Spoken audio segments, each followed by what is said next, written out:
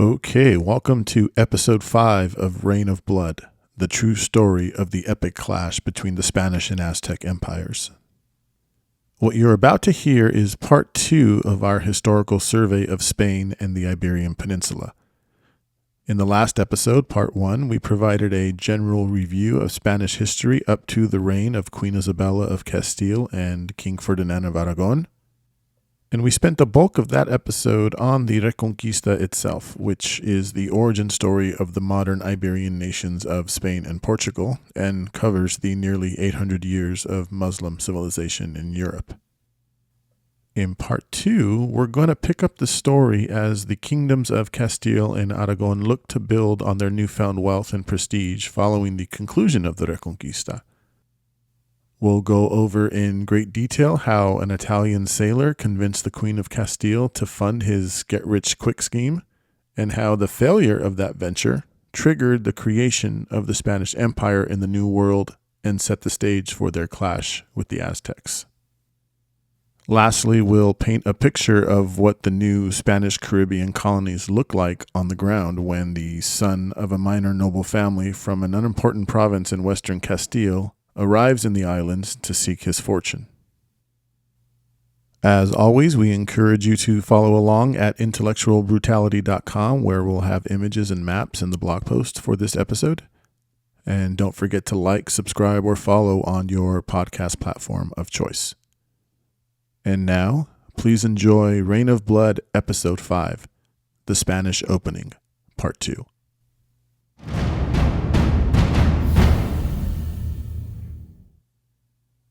1492 was about as consequential a year as any in history, certainly for Spain and for the Americas and for what today we call Western civilization.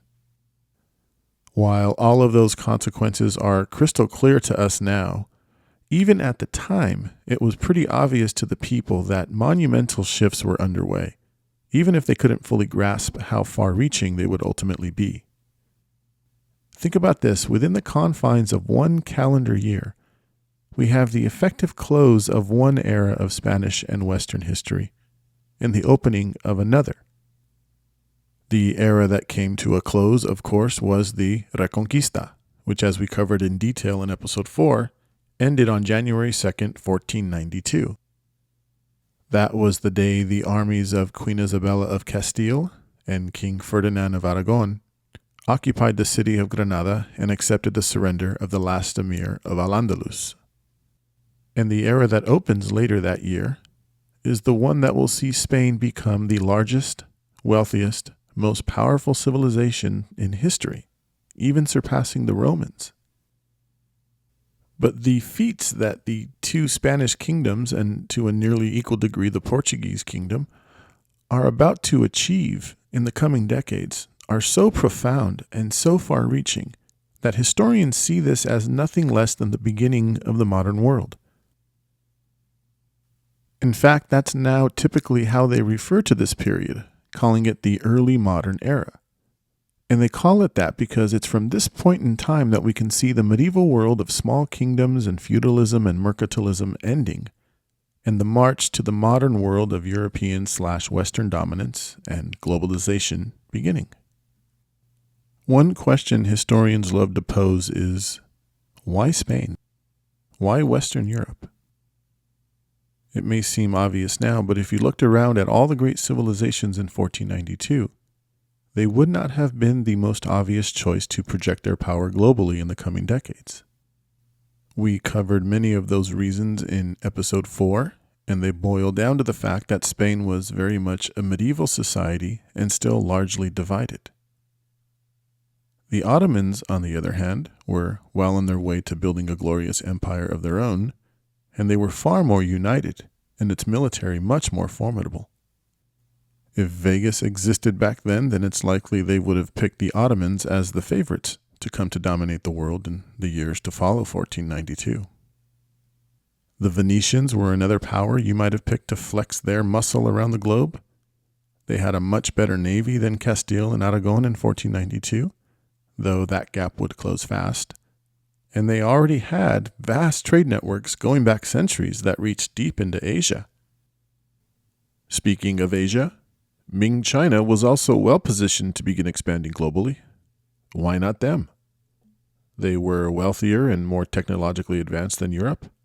And in fact, earlier in the 1400s, the Ming Emperor built a vast armada of thousands of ships, including massive treasure ships 3 and 4 times the size of the ships Columbus would take across the Atlantic, and sent a fleet of these ships under Admiral Young He on multiple voyages into the Indian Ocean to project Chinese power among the South Asian and African kingdoms there. The Pacific is a much larger ocean than the Atlantic, so I'm not suggesting the Chinese could have easily made it over to the Americas. But they definitely had the technological capacity to flex their power deep into the Pacific and over to Europe if they chose to. But perhaps they just didn't have the political will or the economic imperative that the European nations had. But for a multitude of reasons, some of which we're going to get into now, it would be the ascendant Iberian kingdoms that would be the first to venture out and connect the world. If there's a thesis to this episode, it's this. The experiences of the Reconquista specifically prepared Castile and Aragon for the period of expansion and empire building that was to come. And we're going to dive deep into those experiences now. The nearly 800 years of constant warfare in Al-Andalus facilitated the development of a new class of warriors that were truly modern. This wasn't a formal class distinction exactly. Spanish armies would continue to consist of knights and officers from the nobility and rank and file from the commoner classes, just like European armies had for centuries. And if you were just evaluating them based on how they dressed and armed themselves, they would look much more medieval than modern. But in terms of their effectiveness and their skill and the way war would become their vocation, this new breed of soldier from Castile and Aragon fought like early modern armies do. These weren't clumsy masses of unskilled men in chainmail charging at the enemy hoping to overwhelm them. These conquistadors were the Navy SEALs of their day. They were highly trained and masters of the latest weapons and tactics available at the time. They were experienced using swords and spears and pikes and crossbows, but they also had tons of experience incorporating early firearms and cannons of various types into their tactics. They were equally deadly at sea, on horseback, or on foot. They were effective sailors, many of them, and they were adept at living off the land, luring enemies to favorable ground, creating fortified defenses, taking cities by siege, and employing complex tactical maneuvers against much larger forces. They could conduct guerrilla warfare operations or execute hit-and-run cavalry tactics, or they could fight in organized formations in open battle. Many became mercenaries and sold their services to princes and warlords all across Europe. Generation after generation of this kind of training and refining the art and science of war among a bulk of the citizenry would prove immeasurably valuable in the coming confrontation with the Aztecs. As the military capabilities and successes of the Catholic monarchs grew during the latter phase of the Reconquista, so did their influence across Europe, and this included their influence on the affairs of the Catholic Church itself. As we discussed in the last episode, the Reconquista wasn't conceived originally as a coordinated crusade to take Spain back for Christendom, and for most of its duration it hardly resembled that. But that started to change after about 1100, and by the time Isabella and Ferdinand married in 1469, the religious motivations of the Reconquista were front and center. And this wasn't just rhetorical or part of the narrative that they told themselves. This was structural. Priests and other church officials were integrated into virtually every institution, including the military, the courts, and the ministries that managed foreign policy. This seamless integration of church and state would find its ultimate and most ruthless expression in the Spanish Inquisition, a dual church-state office that oversaw the forced expulsion, conversion, and execution of the hundreds of thousands of Muslims and Jews that lived in their newly conquered or reconquered lands. Not only had the church begun to influence affairs in Castile and Aragon at this time, Castilian and Aragonese officials and institutions had begun to influence the church in Rome.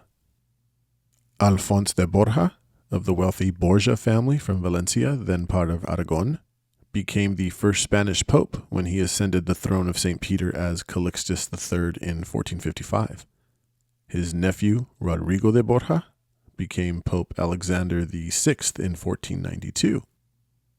And for the next 100 years, the affairs and ambitions of the monarchs in Spain and the popes in Rome would be inextricably intertwined.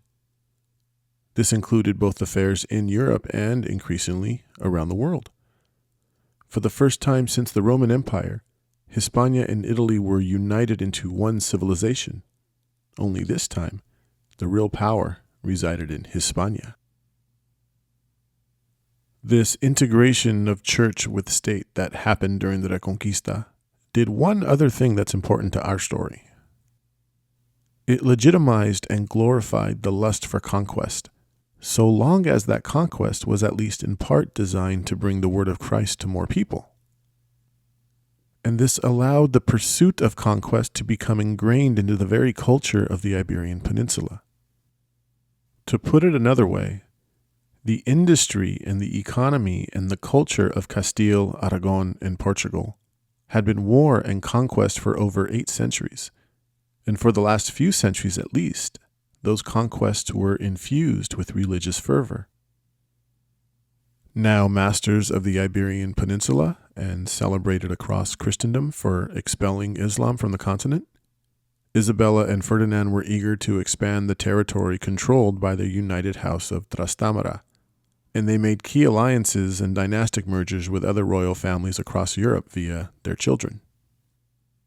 Lesser nobles from these two ostensibly united kingdoms looked for ways to grow their own wealth and prestige by flexing outside of Spain as well.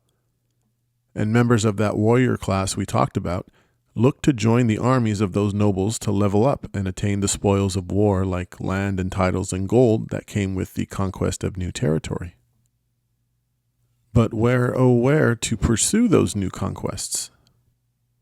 Well, with their borders secure, their Muslim enemies expelled, their influence in the Catholic Church and their prestige growing across Europe, the united crowns of Castile and Aragon represent the ascendant political power of the Western world as the dawn of the colonial era and the Age of Empires approaches.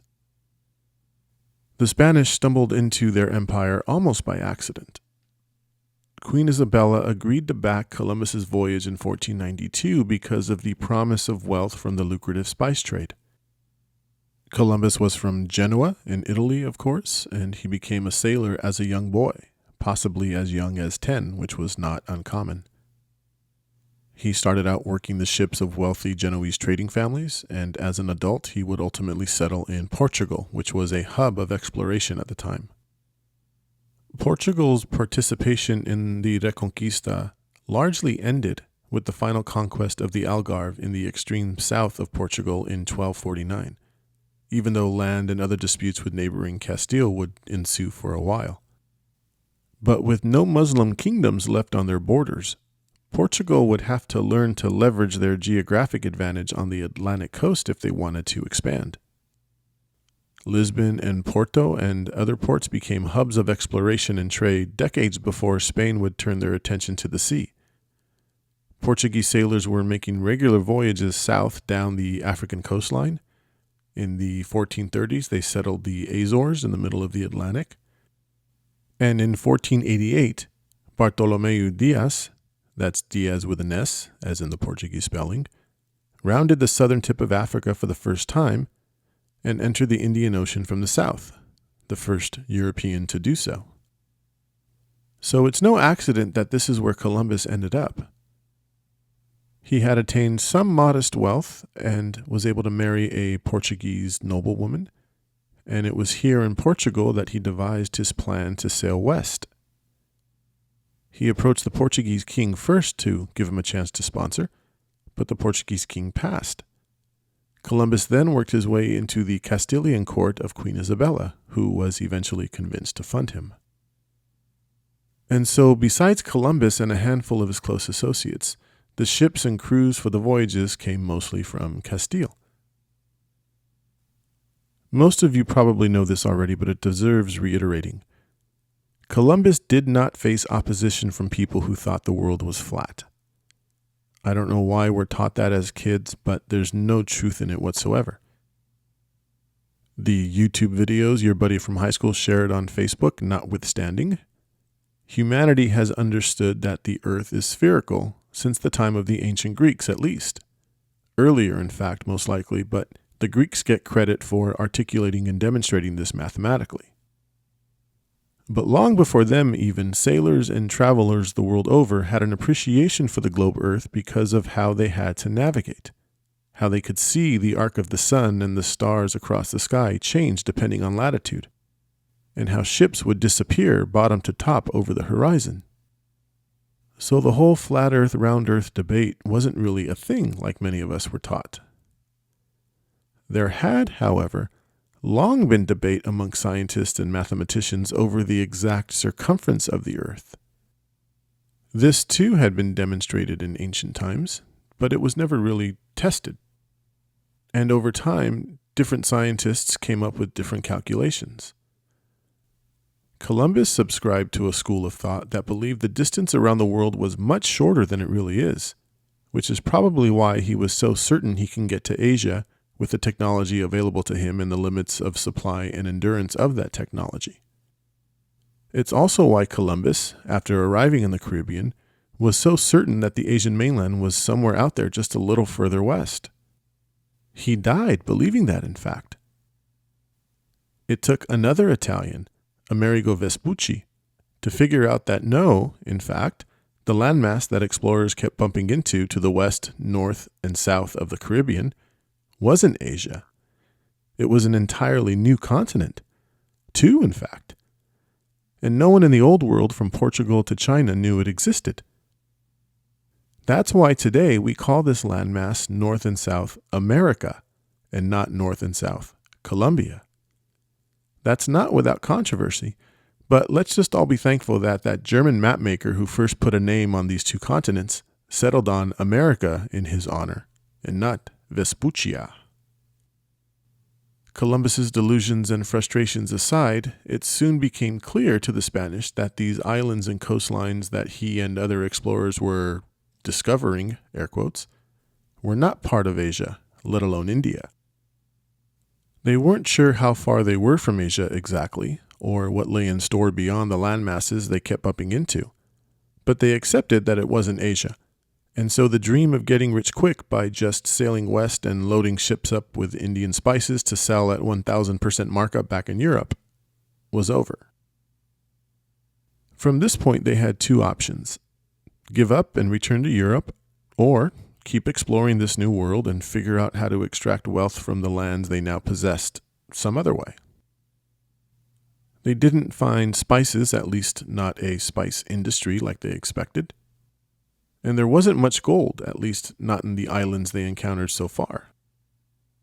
But these islands did have good, fertile soil, and plenty of water, and a climate ideal for other hot commodities like sugar, which turned out to be very lucrative once they realized they could import slaves from Africa to work the sugar fields for free.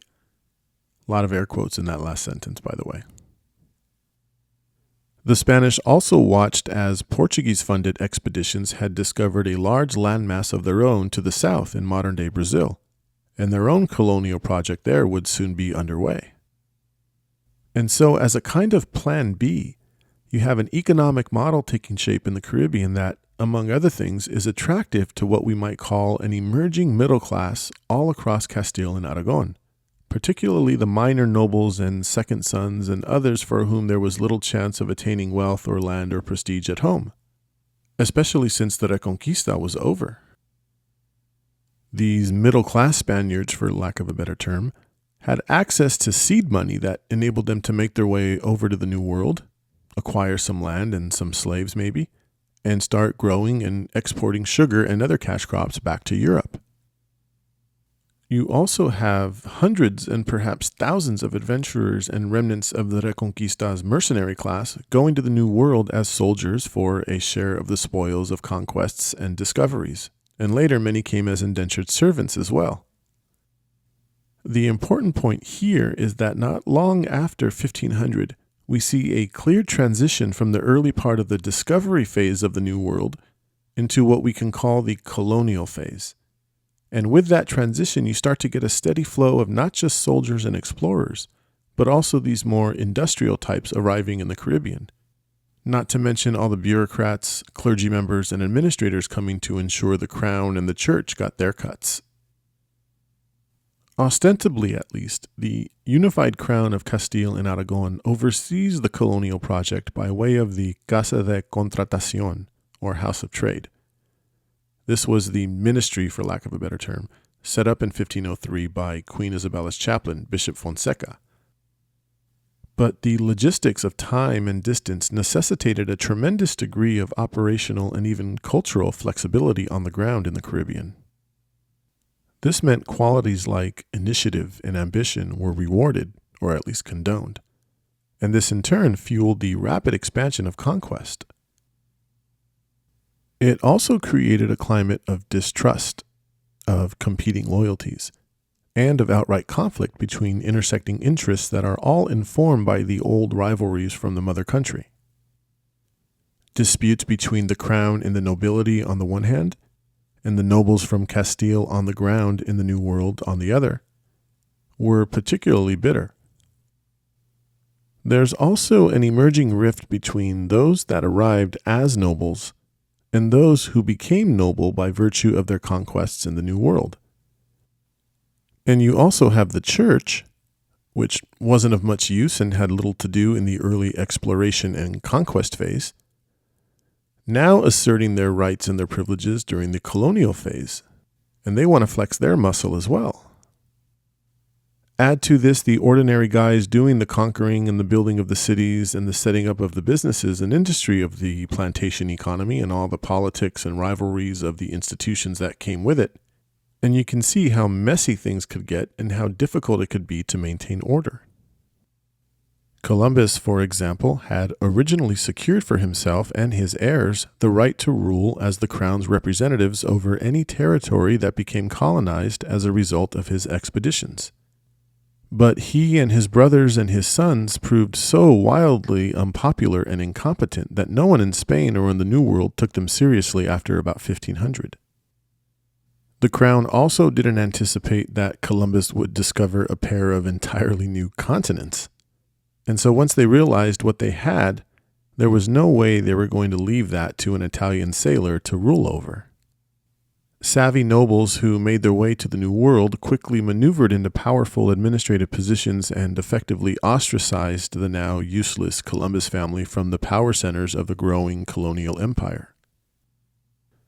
The viceroy in name only on the eve of Cortez's expedition to Mexico, Diego Columbus, had in fact returned to Spain to plead with the crown to honor his hereditary claim and restore his rule. He would not find sympathetic ears at court. To add to this instability, a new king, born in Belgium and heir to the Austrian Habsburg Empire as well as Castile and Aragon, ascended to the throne in 1516 and for the first time united Castile and Aragon under the complete rule of one single monarch. This was always the plan when Ferdinand and Isabella married, but how it would play out now that it was happening was anyone's guess. Unlike his grandmother, Queen Isabella, who made exploration and expansion across the Atlantic a top priority, King Carlos I and his court were preoccupied with the political maneuvering and machinations needed to dominate Europe and secure his election as Holy Roman Emperor, which he was in line for by way of his Habsburg inheritance. Affairs in the colonies, therefore, took a bit of a back seat as a result, and this created a power vacuum in the Indies with no clear administrative structure, or at least not one with any teeth. Priests, traders, landholding cash crop farmers, and officials acting on behalf of various royal offices, and of themselves, are all rushing to the Caribbean to fill this vacuum, each vying for influence and control over the nascent institutions of administration. The Royal Council of the Indies under the thumb of Bishop Fonseca would eventually be formed to oversee Spain's colonies from Santo Domingo, But that's still a few years off. For the time being, the power lies with whoever musters up the resources and the men to lead the next expedition of conquest. It is in the middle of this complicated mess that the son of a minor noble family from a tiny town in an insignificant province of the Kingdom of Castile finds himself in the first decade of the 1500s. Hernan Cortéz de Monroy y Pizarro Altamirano was born in 1485 in the town of Medellín in Extremadura. He trained to become a lawyer and worked as the equivalent of a notary for a time, but being from a relatively impoverished noble family from an unimportant area, prospects for advancement, let alone adventure or great wealth and gain, were non-existent for someone like him. But as fate would have it, Cortés had a distant uncle, Nicolás de Ovando, who had risen to be an influential member of the court of Queen Isabella, and he was appointed governor of the Indies and sent to the Caribbean by the Queen in 1501. Cortés's parents, probably as desperate as Cortés himself for him to make something of his life, made arrangements with Ovando to take young Hernan under his wing, and in 1504, just shy of his 20th birthday, Cortés packed up and made his way to Hispaniola, where Uncle Nicolás granted him land and an entry-level position in his administration. While working for his uncle, he met a man by the name of Diego Velázquez de Cuellar, who had come over on Columbus's second expedition back in 1493 and had maneuvered his way into the Columbus brothers' good graces. As the Columbus family fell out of favor, Velázquez managed to retain his privileged position under the new crown-appointed governors, first Francisco de Bobadilla and then Nicolás Ovando. Thanks to lucrative appointments by Ovando, Velázquez de Cuellar became very wealthy, and when the time came to conquer and colonize Cuba in 1511, he was selected to lead the expedition. Having gotten to know Cortés extensively, Velázquez picked him as one of his lieutenants for the expedition, and Cortés distinguished himself in battle against the Taíno natives in Cuba, and he ingratiated himself with Velázquez, who, after completing the conquest of Cuba, secured the governorship over the whole island. This made Velázquez the most powerful man in the New World effectively, despite protests by the Columbus clan back in Hispaniola. Cortés received huge tracts of land from Velázquez in Cuba as booty, and he set up a large plantation almost immediately. He soon married Catalina Suárez, a daughter from a well-connected family that was kin to Velázquez de Cuellar in some way. Some sources say that Catalina was the sister of Diego Velázquez's wife, which would have made Velázquez and Cortés extended family upon his marriage. What's clear is that Cortés had established himself as a man of prominence and importance, and was by this time among the leading nobles in Cuba. And so the fact that he married into a family with some links of kinship to Diego Velázquez wasn't surprising. The circle of nobles was still quite small after all, and so the good society, as it were, would have been a very finite group of people. Soon after he meets Catalina, though, Cortés's relationship with Velázquez becomes strained. There's a story that describes a scandal involving Cortés and one of Catalina's sisters during their courtship that seems to have upset Velázquez somehow. Though, again, the details aren't clear and it's not something that appears across all the sources, so it's hard to corroborate. But if they were indeed extended family, then this story would help explain the tension between them. There's another story, this one by Bernal Díaz del Castillo, a conquistador who wrote the definitive first-person account of Cortés's coming invasion of Mexico, which we'll explore in much more detail in a sidebar episode coming up soon. Díaz says that their relationship ruptured when Cortés joined a group of nobles who had grown unhappy with the way Velázquez was running things, and specifically his policies regarding Indian labor.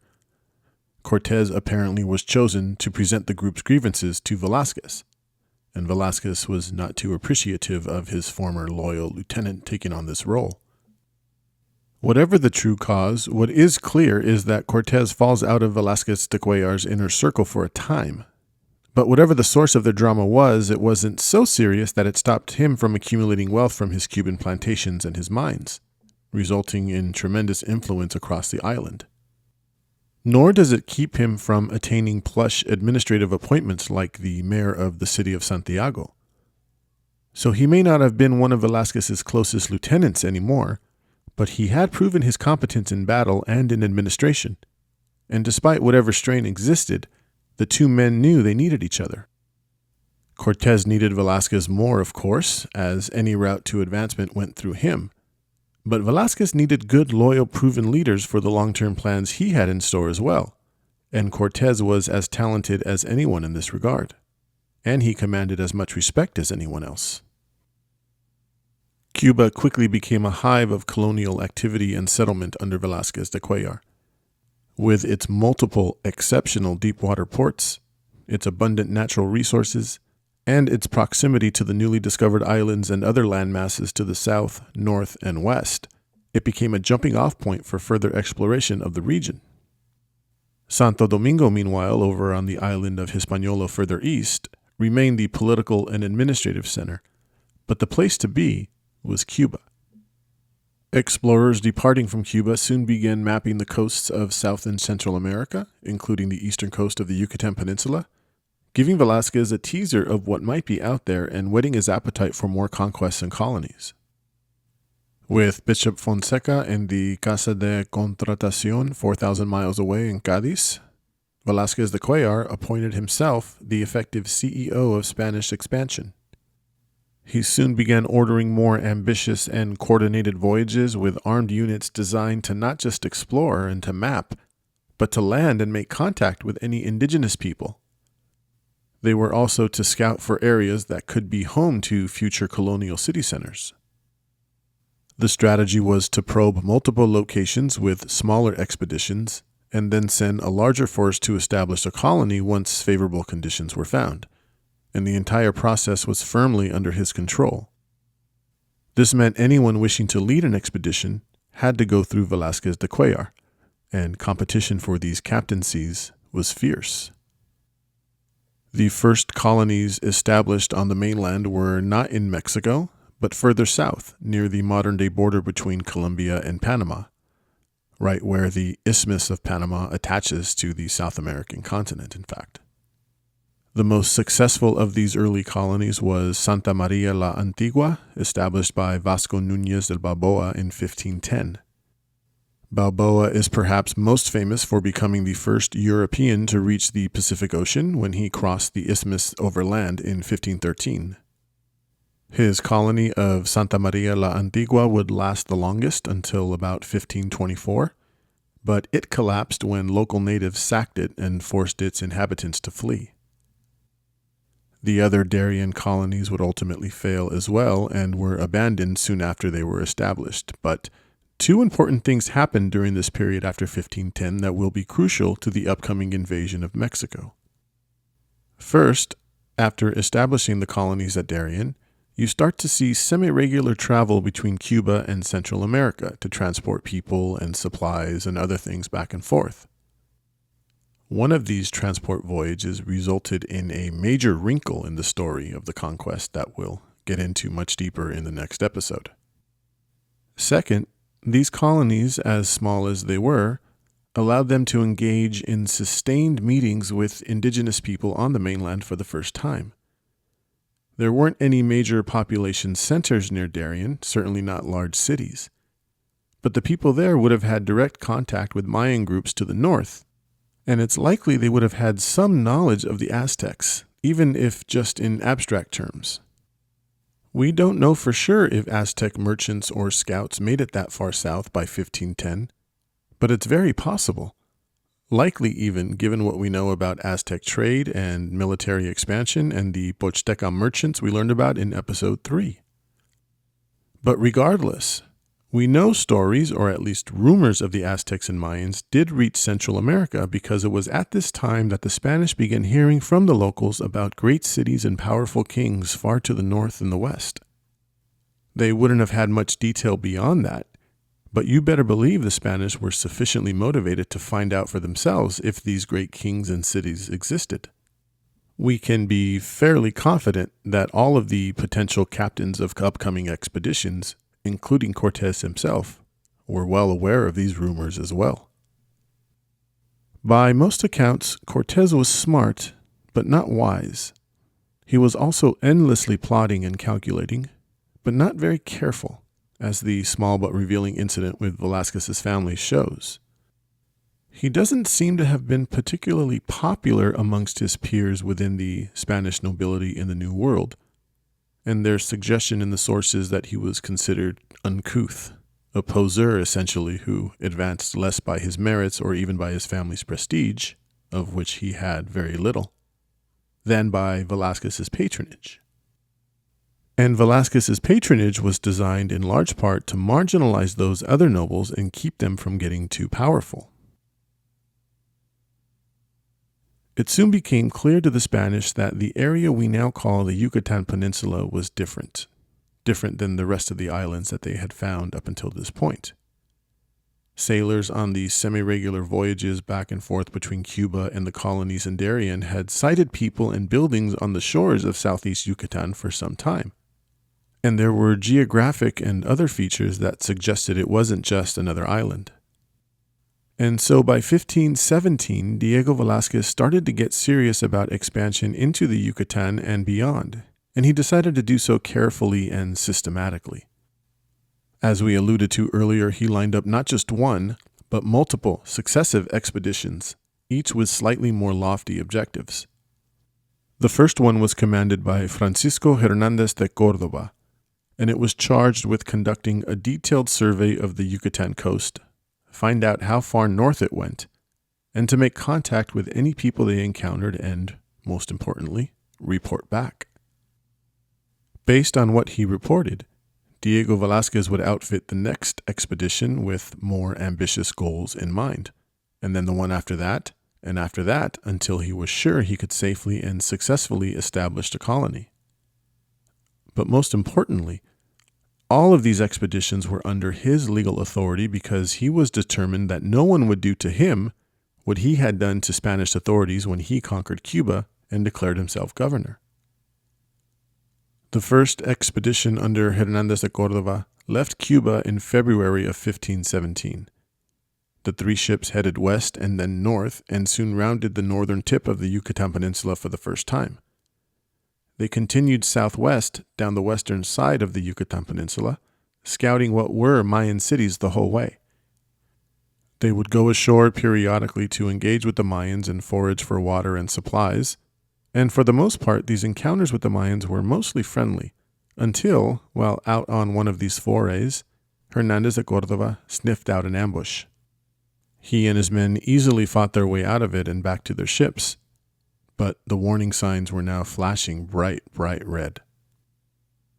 On another one of these trips to the shore, 2 Mayans came back with them.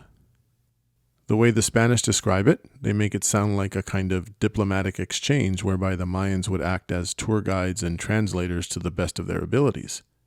But it's quite possible that they were captured and forced into duty. They were eventually taken back to Cuba with the Spaniards and were baptized as Melchor and Julian. They would also play roles on subsequent expeditions as well. As Hernández de Córdoba's expedition continued down the coast, they were mirrored by hostile forces and couldn't safely go ashore and resupply anymore. Soon they ran out of water. They finally got desperate enough and landed late in the day in a place that seemed secure, but they found little water. They decided to spend the night on land, resume their search close to daybreak, fill their containers with water, and return to their ships without being noticed. But when daylight finally came, they realized they were surrounded and outnumbered. The Mayan weapons weren't all that effective against the steel and the armor of the Spaniards, but they kept throwing more and more men into the battle, and Hernández de Córdoba quickly realized he was in trouble. By the time he and his men fought their way out of the attack and back to their boats, they had lost about 50 men, over half of the total force of the expedition. Hernández de Córdoba himself was also seriously wounded, and to add insult to injury, the winds that carried them away from Yucatan took them to Florida, where they were finally able to resupply, but more men died of their wounds or from lack of water in the coming days. Hernández de Córdoba would make it back to Havana to deliver his report, but he would die a few days later. succumbing to his wounds and weeks of dehydration at sea. Rather than any sense of defeat or deterrence, however, the failure of Hernandez of Córdoba confirmed Velázquez's wildest dreams. The Taíno and the Carib peoples they encountered on the islands were really just primitive tribes wearing little more than loincloths, living in huts, and limited to subsistence agriculture for survival. What Hernandez of Córdoba described was something else entirely. Cities with stone pyramids, boats with both oars and sails coming in and out of ports, and people wearing jewelry and colorful clothes, and markets with produce and crafts and evidence of basic industries, and perhaps most importantly, there was gold. Not a lot, but more than enough to suggest that it was in circulation. They brought back small quantities of gold jewelry, and it's been recorded that they saw idols and temples that were made of metal alloys that they believed contained at least some gold. And this was all the proof Velázquez needed. He quickly finalized his plans for a follow-up expedition in 1518 and appointed his nephew, Juan de Grijalva, to lead it. His expedition was better equipped and armed, but the goal, again, was limited to reconnaissance, contact, and power projection. Under no circumstances was Grijalva supposed to invade or set up a colony or anything like that. Grijalva departed in April of that year, and almost immediately Velázquez de Cuéllar began planning a third, much more ambitious expedition for 1519. He just needed to find the right person to lead it. So this is the state of play in the Spanish colonies on the eve of their encounter with the Aztecs. Castile and Aragon are the dominant powers in Europe and beginning to realize the potential for empire in the New World. On the ground in that New World, Diego Velázquez de Cuéllar is the most powerful figure with control of all future expansion plans, at least for now. And soldiers, entrepreneurs, and other adventurers are arriving from all over Castile and Aragon and other parts of Europe as well to seek their fortunes. And though Hernan Cortéz sits outside Velázquez's inner circle for the moment, he's about to get the chance to redeem himself. Diego Velázquez has no idea, however, that redemption is the last thing on Cortez's mind. Episode 6 will be out soon.